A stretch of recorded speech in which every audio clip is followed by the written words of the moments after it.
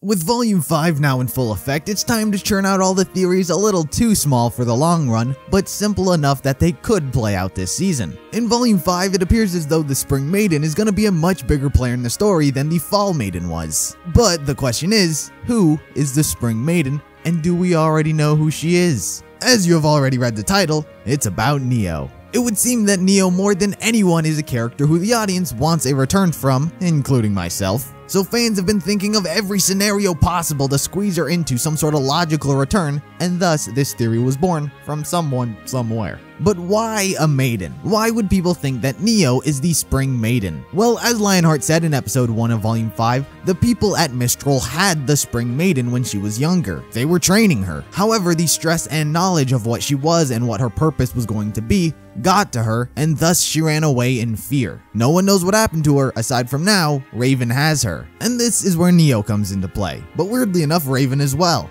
You see, the theory stems from what happened that day on the train in Volume 2 when Neo fought Yang and Raven saved Yang's life. The idea here is that Raven was not there to save Yang's life. That was more so a happy accident. Instead, Raven was hunting Neo, and that's why Neo was so scared when Raven showed up. She knew Raven was hunting her, so she ran away when she saw her. It wasn't that she saw how strong Raven was and then fled. Raven was the hunter, and Neo was the prey. Yang wasn't even a part of the equation. It just worked out that way. And even going outside the narrative now, and I'm sure a lot of you know this because it's been brought up over and over, Neo has a confirmed voice actor. So that's always been a bit suspicious for a character who many write off as just being mute to have a voice actor. Bit weird. But back to the narrative. As Lionheart said, she abandoned her training over a decade ago, meaning she was taught to fight. That paired with he kept referring to her as a child, and considering she's been gone for over a decade, would probably put her around her early 20s, give or take.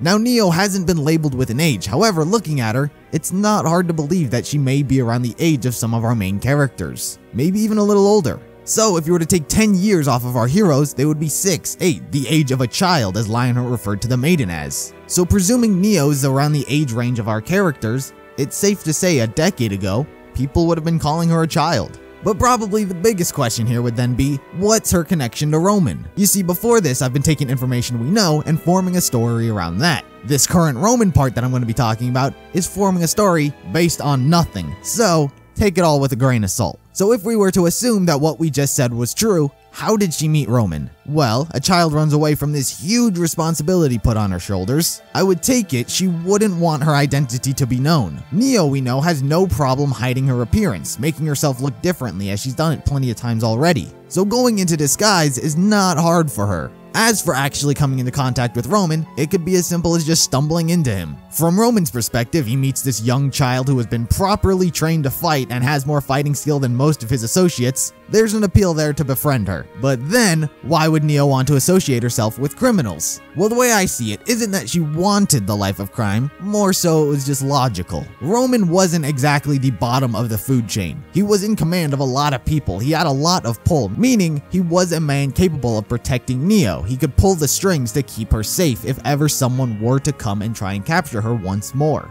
But after RWBY launched her off the airship, she'd have been alone and a lot easier for Raven to get her hands on her. Once again, take all that with a grain of salt, connecting dots that aren't there. But now that Volume 5 is in full swing, I feel as though we're going to see who the Spring Maiden is at some time this volume. So, might as well make a video to see if such theories as this do end up coming true. But most importantly, what do you guys think? Do you believe Neo is indeed the Spring Maiden, or do you think it's another character we know? Or is it a completely different person we've never met altogether? Be sure to let me know down in the comments, like the video if you liked it, subscribe if you're interested in more content like this, follow me on all social medias, and I'll see you in the next video.